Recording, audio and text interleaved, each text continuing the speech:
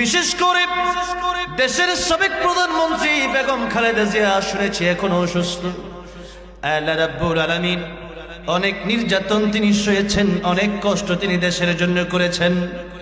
আল্লাহ রাব্বুল আলামিন দয়া করে মেহেরবানি করে বেগম খালেদা জিয়াকে তুমি শিফায়ে কামেলা আজরা নসিব করে দাও।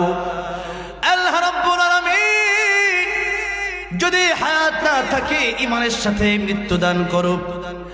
আল্লাহ রাব্বুল আলামিন আমরা আজকে যারা এখানে বসলাম, আমাদের মাঝেও যারা অসুস্থ, সারা দেশে কত মানুষ হসপিটালের বেডে আছে, আল্লাহ রাব্বুল আলামিন প্রত্যেককে তুমি শিফায়ে কামেলা আজরায়ে কল্যাণ নসিব করে দাও।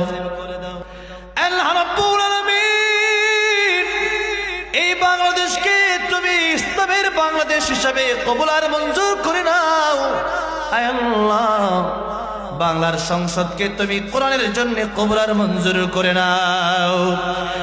আল্লাহ রাব্বুল আলামিন এই মাহফিল তুমি কবুল আর মঞ্জুর করে নাও। প্রায় এক যুগ পরে এই মাহফিলটা হলো।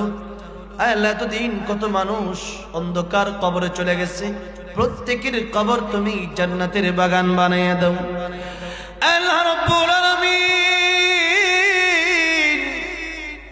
আজকের মাহফিলের জন্য যারা শ্রম দিল, মেধা দিল, বুদ্ধি দিল, কষ্ট করলো, রাতের পর রাত, দিনের পর দিন, যারা এই মাহফিলে গভীর রাত পর্যন্ত যারা বসে রইলেন, কাল কিয়ামতের ময়দানে এই মাহফিল আমাদের নাজাতের জরিয়া বানিয়ে দিও।